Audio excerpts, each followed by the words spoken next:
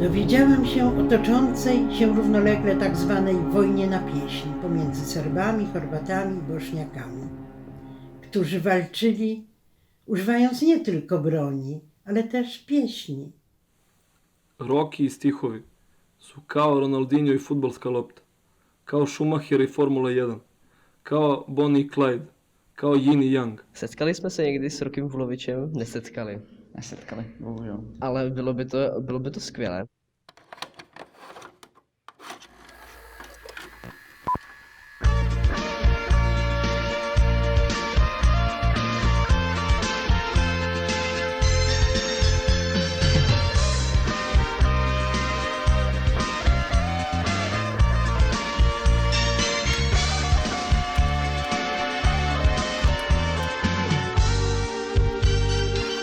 Ratni je vihor nosio sve pred sobom i posljednju nadu da ću se vidjeti s tobom. Ova je stvarnost srušila mi snove, potekle mi gorke suze noći ove.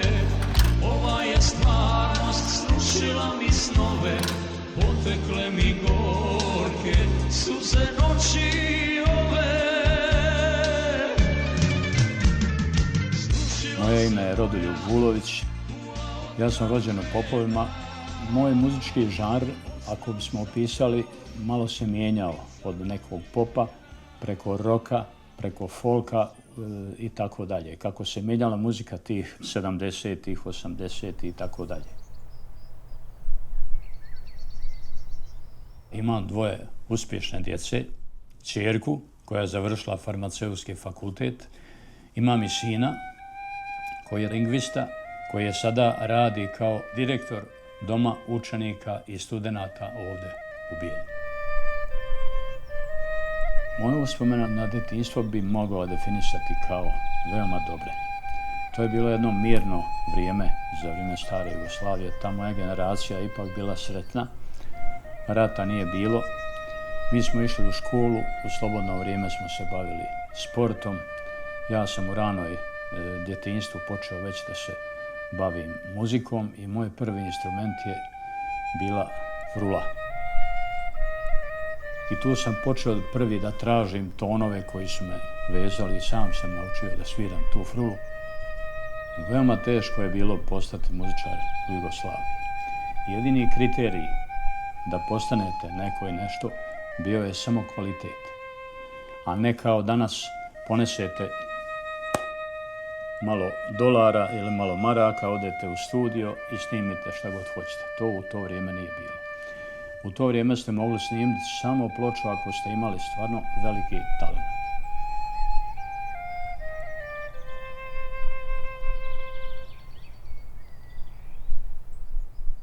Tito je bio naš predsjednik Jugoslavije, mi smo bili u zajedničkoj državi Jugoslaviji, mi smo ga svi voljeli. Moja generacija ga izuzetno cijenila i volila. Pisali smo pjesme o njemu. Tito je bio vođa nesvrstanih trećeg bloka i ipak je uspio da napravi neku ravnotežu. Svi smo ga cijenili, svi smo ga volili. Kad je umro, bila je velika tuga i ja sam prvi bio tužan. Pošto sam vrlo rano završio fakultet, u isto vrijeme sam se počeo intenzivno baviti muzikom i to je bilo moje raskršće života. U Bijeljini. U to vrijeme Rodoljub je imao svoju rock grupu, svirao je, koncerti su bili izuzetno posjećeni, a on je bio glavna dasa u gradu. Po zanimanju sam profesor srpskog jezika i književnosti.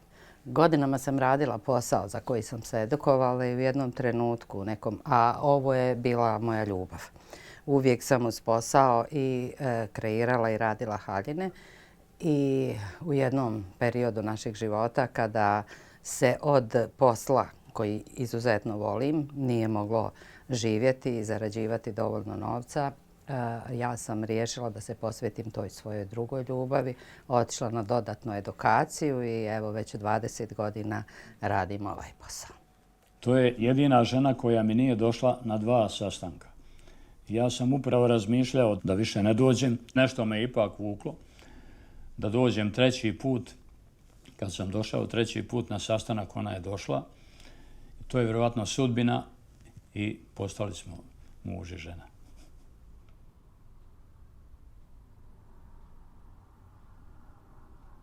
U to vrijeme sam imao kontakt sa najelitnijim kompozitorima zabavne muzike bivše Jugoslavije, koji su rekli da imam neosporan talenat i da bi neophodno bilo da pređem iz grada Bijeljine u grad Beograd, gdje je produkcija, gdje je orkestar, gdje su studija i tako dalje.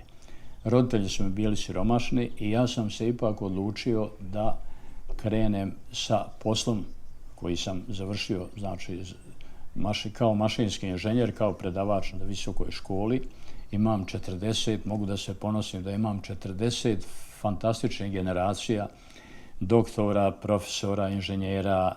Među studentima sam veoma bio omiljen.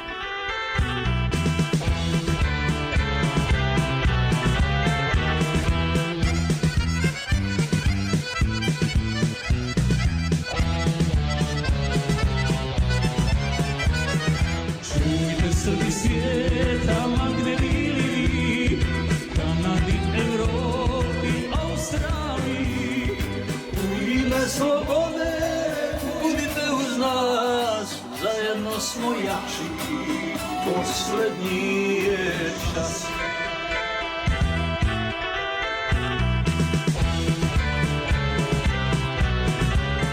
Kad je rat počeo, kao i većina ljudi u Bijeljini, mislili smo i živjeli normalnim životom. Sve nas je iznenadio, nismo očekivali tako nešto. Ušao je sin koji je tada imao 11 godina sa komšijom i kaže: Ćale, sutra počinje rat. Kod mene u kući je sjedio jedan funkcioner Skupštine opštine Bijeljina koji je bio zamjenik načelnika, koji je bio član SDS-a. Interesantno, on kaže to su samo priče, međutim to nisu bile priče. Kad je osvanuo 1. april 1992. Bijeljinu su zauzeli muslimani, snajperska gnijezda su bila na nekoliko mjesta, tako da ja se baš pitam otkud Albanci da budu na snajperima, otkud Arapi da budu i tako dalje, mudžahedini već su bili u Bijeljini. Bijeljina je imala 50% muslimanskog stanovništva, 50% srpskog stanovništva. Okolna mjesta su sva bila srpska mjesta i ja se pitam koja je to luda glava počela rat kad tu nema apsolutno nikakve logike niti šanse da se tu nešto osvoji. Vrlo brzo smo uspjeli da osvojimo taj grad Bijeljinu. Ja sam bio zarobljen u zgradi na 10. spratu, onim soliterima, tako da nismo mogli da izađemo nekoliko dana, jer su dole bile njihove straže.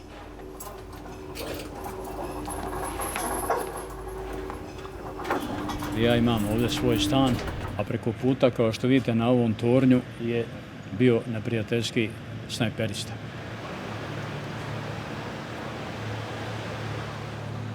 Bio je to strašan period kad čovjek samo sluša zvuk sirena koje dovode ranjene i poginule borce. Na kraju krajeva, čak i da nije niko bio tvoj, očekivao si da je nestao još jedan mladi život momaka koji zaista ni za šta nisu bili krivi, sem su stojali i branili nas koji smo ovdje.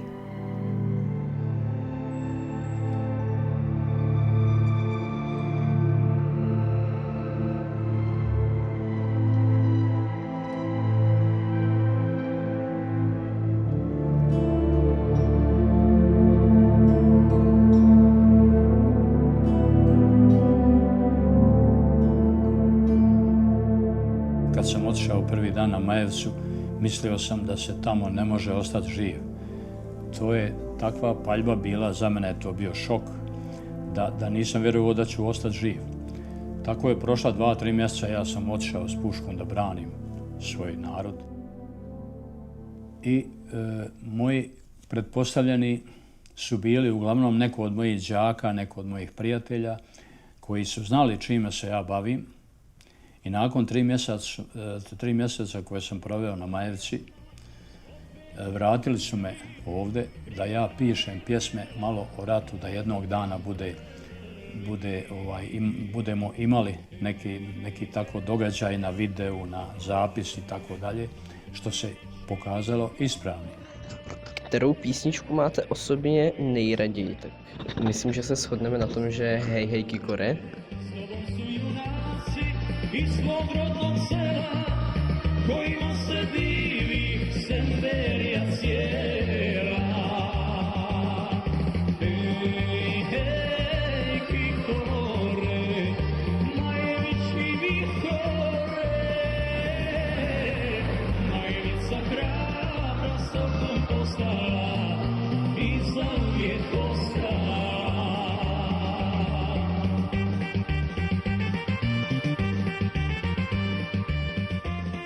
Znao sam da je srpski narod hrabar od Kosova na ovamo, imao je uvijek junaka. U onoj pjesmi bilo je junaka, bilo i bit će, uvijek, jel tako? Tako da su te prve pjesme, kada su čuli ovi moji pretpostavljene, oni su stvarno bili oduševljeni. Pa smo pozvali jednu producentsku kuću iz Beograda, koja je bila Filmske novosti, koji su učestvovali u snimanju filma na Neretvi i na Sutjesci, one ofanzive koje su bile. Ljudi su veoma profesionalno obavili svoj posao i kada su to montirali, rekli su: profesore Vuloviću, sve ove vaše pjesme će jednog dana biti hit. Ja sam onako smijem. Zašto? Zato kada smo montirali, tu su bila djeca različitih uzrasta, od 10, 12, 15 godina, i kad su čuli te pjesme, oni su mnogo zavoljeli. A najbolje osjetite po djeci. Oni su fina, bezazlena stvorenja, ne znaju lagat, osjećaju, jel tako? Tako da je to ipak bila istina. Panteri, panteri, vi ste hrabri momci, najhrabriji naši, srpski dobrovoljci. Podvizi vaši, to su prave šeme, da ste pravi borci, pokazalo vrijeme. Mauzer je bio jedan veoma častan i pošten čovjek, veoma pošten.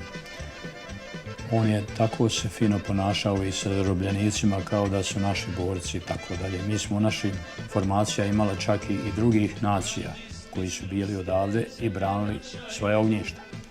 Mauzer je bio jedan izuzetno pošten, hrabar borac, bio je komandant Pantera, specijalne brigade Garde Panteri, koja je uvijek išla najopasnija mjesta gdje je trebalo zaštititi srpski narod. Pogotovo veliki podvig je napravio u Smolući, to je jedna srpska enklava, okolo su svi bili muslimanski živalj, a tu su bilo oko 8000 Srba.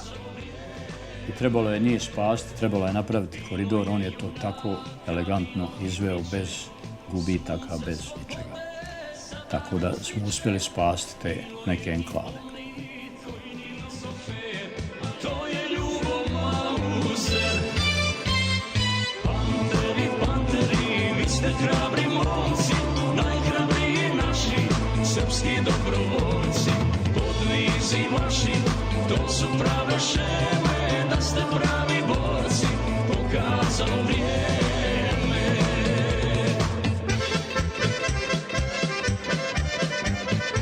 Te pjesme sam pravio tako da nikog nisam vrijeđao. To su uglavnom prožete ljubavi, da je rat težak, da nije nikom zla donio. To je bio album Semberski junaci i drugi album Panteri. Kad sam napravio taj album, zahtijevao sam od komandanta brigade da stavi pečat u vojski, gdje sam napisao: sva sredstva poklanjam porodicama palih i ranjenih boraca Vojske Republike Srpske. 5 godina su oni dobijali sav novac koji je stizao na taj račun njihov. I uglavnom porodice su dobijale u vidu raznih kućnih potreba, brašna, ulja, šećer i tako ovih kućnih potreba. I ja sam ponosan na to da sam uspio da pomognem.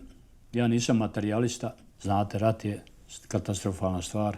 To je bila cifra oko 300.000 eura. Já bych mu poděkoval za tu jeho hudbu a za to, co vytvořil, protože si myslím, že to je opravdu výborná hudba.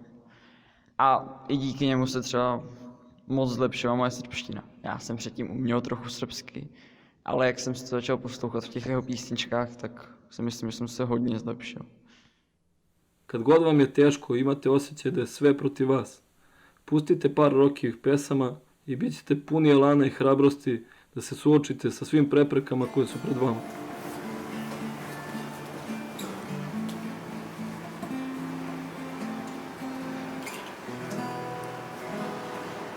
Pa, za mene grad Bijeljina znači sve. To je moj rodni grad, to je moja prva ljubav, tu sam počeo da komponujem, tu sam počeo da radim, stekao sam mnogo prijatelja.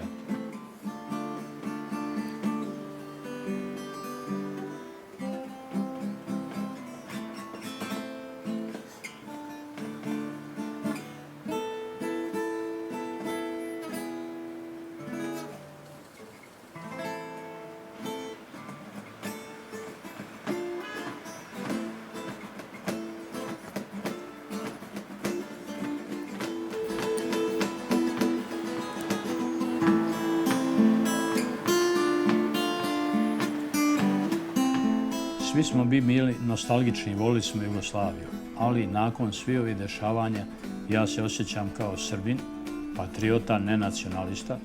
Isto tako poštujem i Hrvate, poštujem i muslimane, isto onoliko koliko tražim da oni poštuju mene. I sutra bio najsretniji kad sjedimo u kafiću i svi zajedno pijemo kafu, samo da smo ljudi, nije uopšte za mene bitna koja je nacionalnost. To je moj životni moto.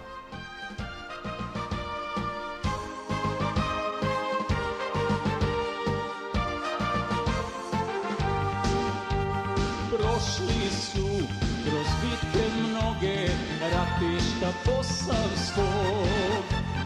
Uvijek sa pjesmom vedra lica i srca junačkog.